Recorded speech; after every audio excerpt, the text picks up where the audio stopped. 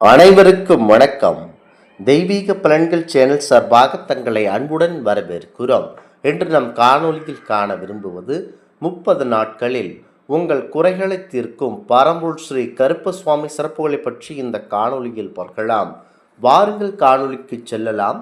மறக்காமல் ஒரு சப்ஸ்கிரைப் செய்யவும். தமிழகத்தின் முதன்மை காவல் தெய்வமான கருப்பசுவாமி தனது பக்தர்களின் குறைகளை காற்றை விட வேகமாக வந்து தீர்க்கும் கருணை கொண்டவர். தர்மத்திற்கு மட்டுமே துணை நிற்பவரான இவரை வழிபடுவதனால் எதிரிகள், சூனியம், தீய சக்திகள் அகன்று செல்வம், ஆரோக்கியம் மற்றும் நியாயமான தீர்வுகள் கண்டிப்பாக கருப்பசுவாமியிடம் கிடைக்கும். முக்கியமாக பொய் மற்றும் அநீதியை பொறுக்காதவர். பக்தர்களுக்கு ஆபத்து என்றால் முன்னின்று காக்கும் கவசமாக திகழ்கிறார். முக்கியமாக செய்வினை, பிள்ளி சூனியம் மற்றும் தீப சாபங்கள் நீக்கி நல்ல ஆரோக்கியத்தை வெற்றியும் அருளுகிறார். இவர் குடியிருக்கும் இடத்திற்கேற்ப சங்கிலி கருப்பன், 18ஆம் படியான், வேட்டை கருப்பு மற்றும் ஓடை கருப்பு போன்ற நூற்றுக்கணக்கான திருப்பெயர்களால் கருப்பசுவாமி அழைக்கப்படுகிறார். மதுரை கள்ளழகர் கோவில் 18ஆம் படியாகும் அரூப நிலையிலும் வீற்றிருந்து பக்தர்களின் குறைகளை கேட்பவர்தான் கருப்பசுவாமி. கருப்பசுவாமிக்கு சுருட்டு, சாராயம், கல் படைப்பது வழக்கம் என்றாலும் தூய முறையில் சந்தனம், குங்குமம் மற்றும் சைவ உணவுகளை படைத்தும் பலர் வழிபடுகின்றனர்.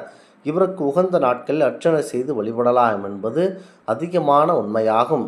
முக்கியமாக கருப்பசுவாமியை மனதில் நினைத்து கொண்டு வழிபடுபவர்களுக்கு எண்ணற்ற நலன்களை வழங்குகிறார். மதுரையில் பிறந்து மிக முக்கியத்துவம் வாய்ந்த ஒரு முக்கியத்துவமாக மதுரை மக்களுக்கு ஒரு 18ஆம் படியாக விளங்குகிறார் என்பது குறிப்பிடத்தக்கது. கருப்பசுவாமியை மனதில் நினைத்து கொண்டு வழிபடுபவர்களுக்கு எண்ணற்ற நற்பலன்களை வழங்குகிறார் என்பது ஐதீகமாகும். கருப்பண்ண சுவாமி, கருப்பண்ணன், கருப்பண்ண சுவாமி என்று பக்தியோடு மக்கள் வாங்கும். முக்கியமாக அனைத்து மக்களும் வழிபாடு செய்கிறார்கள். முக்கியமாக துடியான கிராம தெய்வம் கருப்பசுவாமி. கருப்பன் அமர்ந்த இடத்தை கொண்டு பல்வேறு விதமாய் கருப்பரை அழைத்ததுண்டு. சங்கிலி கருப்பு, கருப்பனார் சுவாமி, குல கருப்பனார், 18ஆம் படியான், சின்ன கருப்பசுவாமி, பெரிய கருப்பசுவாமி, மீனமலை கருப்பசுவாமி, முன்னோடை கருப்பசுவாமி, நுண்டு கருப்பசுவாமி என இத்தனை விதமான பல பெயர்களில் இடத்திற்கேற்ப வழிபாடுகிறார்கள். கருப்பசுவாமி இல்லாத கிராமங்களே இல்லை எனவும் கூறலாம். அடர்ந்த மீசையும், உருட்டிய விழிகளும், சிவந்த உதடும், ஓங்கி அறிவாலும், குதிரை வாகனம் கொண்டு குலைநடுங்கும் தோற்றம் கொண்டவர் கருப்பன். உயர்ந்த உருவமும், கருத்த மேனியும், ஏகமான ஓட்டமும், துடியான ஆட்டம் கொண்டவர்.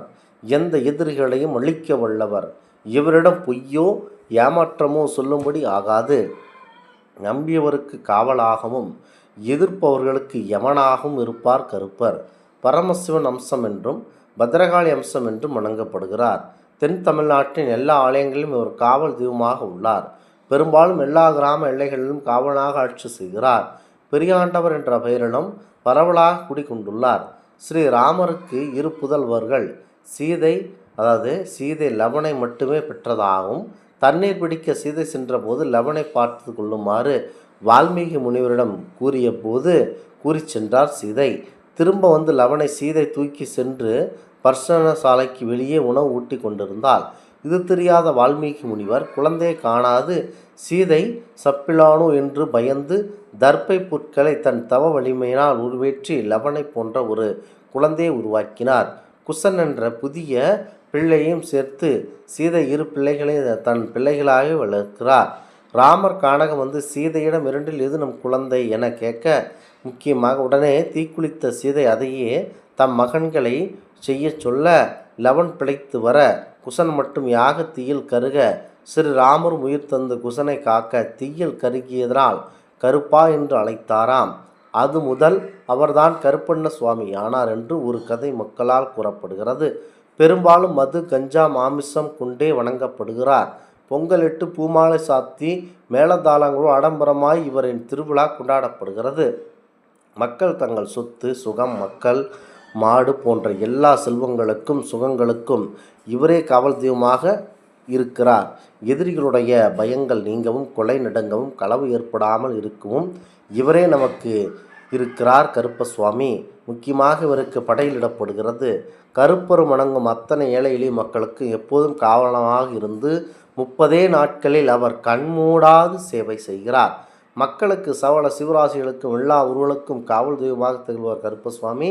அவரின் தோற்றம் பற்றி கூறுவது இதுவரை கேள்விப்பட்டதாக தகவலாக இருக்கும். வால்மீகி தர்ப்பை பிள்ளையை கிள்ளி போட்டு அதற்கு உயிர் கொடுக்க அதுவே கருப்பன் சுவாமியானது என்பது இராமாயண தகவல். தர்ப்பையில் பிறந்த கருப்பசுவாமி குறித்த பாடல் வரி இதற்கு சான்று பகரும். வீரபத்திரருக்கும் சண்டிக்கும் பிறந்த குழந்தை கருப்பசுவாமி என்றும் சொல்லுவார்கள். கருப்பன் கருப்பசுவாமி என பெயர் கொண்ட மனிதர்களால் தலை வெட்டப்பட்ட புதைக்கப்பட்ட இடத்தில் கருப்பசுவாமி கோயில் ஏற்பட்டது என்றொரு ஆய்வு தகவலும் உண்டு. நின்ற கோலம், அமர்ந்த கோலம், குதிரை மீது ஏறி புறப்படும் கோலம், இப்படி பல்வேறு நிலைகளில் பல கோயில்கள் காட்சி தருகிறார் கருப்பசுவாமி. கம்பீர உருவம், தலைப்பாகை, இடையில் கச்சை மிரட்டும் விழிகள், முறுக்கிய மீசை மற்றும் கையில் அருவாளுடன் கோவில் கொண்டிருக்கிறார். பெரும்பாலும் கையில் சுக்கு மந்தாடியுடன் அவர் அருளுவதை தரிசிக்கலாம். கருப்பசுவாமி மனைவி கருப்பழகி, அதாவது கருப்பாயி. மகன் கண்டன், அண்ணன் முத்தன்ன கருப்பசுவாமி, தம்பி இளைய கருப்பு, தங்கை ராக்காயி. ஐயன் ஐயப்பனும் கருப்பரும். ஸ்ரீ ஐயப்பனுக்கு கருப்பசுவாமிக்குமான தொடர்பை ராங்கியம் கருப்பர் திருத்தண்டகத்தின் முதல் பாடல் சொல்கிறது. மலையாள துறையான என்னுள்ளத்திலும் அந்தானை கண்டையேன் வணங்கி வேண்டினேனே என்கின்ற அந்த பாடல் வரி கத்தப்பட்டு அருள்மிகு சிவகப்பெருமாள் ஐயனார் கோவில் தொட்டியத்து கைப்பார் போற்றி பாடல் இரு வரிகள் இருக்கின்றன. முக்கியமாக 18ஆம் படி கருப்பர் கருப்பசுவாமி ஐயப்பனுக்கு துணையாக திகழ்கிறார். கருப்பசுவாமி என்ற தகவல் புராணங்களில் உண்டு. சுவாமி ஐயப்பன் மகிழ்ச்சியை வதம் செய்து புறப்பட்ட போது சிவபெருமான் தனது அம்சமாகிய கருப்பசுவாமியை அழைத்து, ஐயப்பன் சிறு வைதன்னன், அவன் படைக்கு நீ சேனாதிபதியாக இருந்து அவன் வெற்றி பெற உதவி செய்ய கட்டளையிட்டாராம். அவ்வாறு ஐயப்பனின் வெற்றிக்கு உறுதுணையாக இருந்த கருப்பசுவாமி சபரிமலையில் 18ஆம் படியின் அருகே வலப்புறத்தில் 14ஆம் படி கருப்பராக சன்னதி கொண்டிருக்கிறார். முந்திரி நெய்வேத்தியம் கற்பூர வழிபாடும் இவருக்கு விசேஷம். ஐயனை தரிசிக்க செல்லுபவர்கள் கன்னிமூல கணபதியும் வழிபட்டு செல்லுகிறார்கள். இந்த ஆன்மீக தகவல் உங்களுக்கு பிடித்து இருந்தால் தெய்வீக பலன்கள் சேனலை கண்டிப்பாக சப்ஸ்கிரைப் செய்து கொள்ளவும். மீண்டும் ஒரு நல்லதொரு காணொலியில் உங்களை சந்திக்கிறோம். நன்றி, வணக்கம்.